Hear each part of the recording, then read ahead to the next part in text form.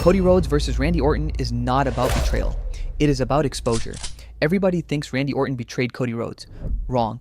Betrayal would have helped Cody. Betrayal is clean. One man turns, one man suffers. The crowd knows who to hate and who to feel sorry for. That is not what happened here. Randy dropped Cody, and the reaction told the real story. Too many people did not respond like Cody was the wounded hero. They responded like Randy had just reminded them who he really is. That changes everything.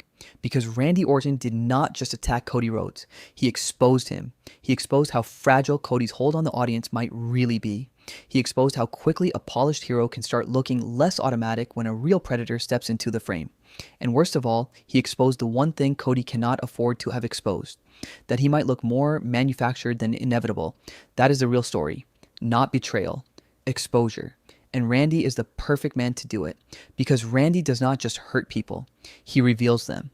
That has always been his real gift. He waits. He studies. He lets people build the version of themselves they want the world to believe. Then he cuts straight through it. That is why this feud feels different. This is not just Randy attacking a champion.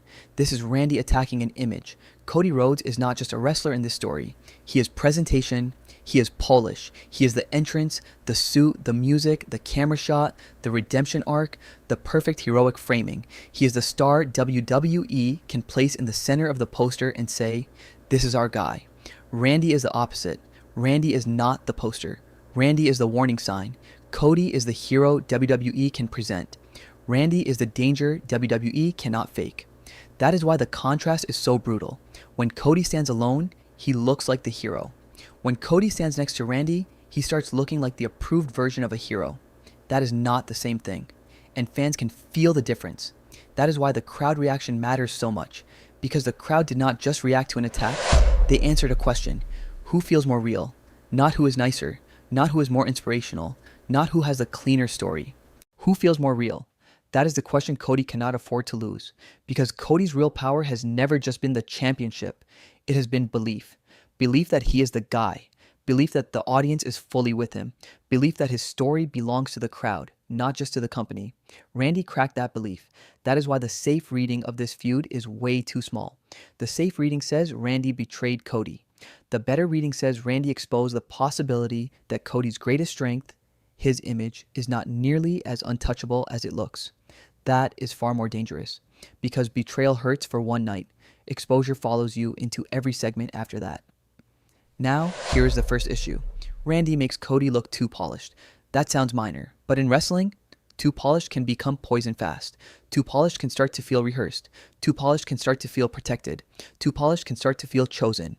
And once a top babyface starts feeling chosen instead of fully claimed by the crowd, the whole temperature changes. That is where Randy is most dangerous. He does not need long speeches to explain it. He does not need giant declarations. He just has to stand there. He just has to carry himself like he does not need your approval. He just has to look more dangerous, more believable. And suddenly, Cody's strengths start turning into weaknesses. The next problem is worse.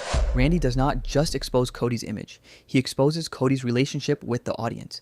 Because if this were really a clean betrayal story, the crowd would have reacted in the clean way. They did not. And that tells you something important. This is not just about what Randy did. It is about what the audience already felt. That is the nightmare. Not that Randy turned on Cody, but that Randy turned on Cody and too many people were ready to go with him. That means the tension was already there.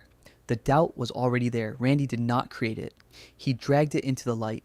And once doubt becomes visible, the feud changes. Now, Cody is not just fighting Randy. He is fighting the possibility that Randy made people see him differently. That is much harder to fix. Now, here is the next problem. Pat McAfee made the subtext louder. He is not the heart of this story, but he made the story bigger. Because the second this stopped feeling like a personal issue and started feeling like a referendum on Cody's place on top, Randy stopped looking like just a backstabber. He started looking like a disruptor, a revealer, a man tearing at the image itself. And that is why the feud suddenly feels bigger than one match, because now it is not.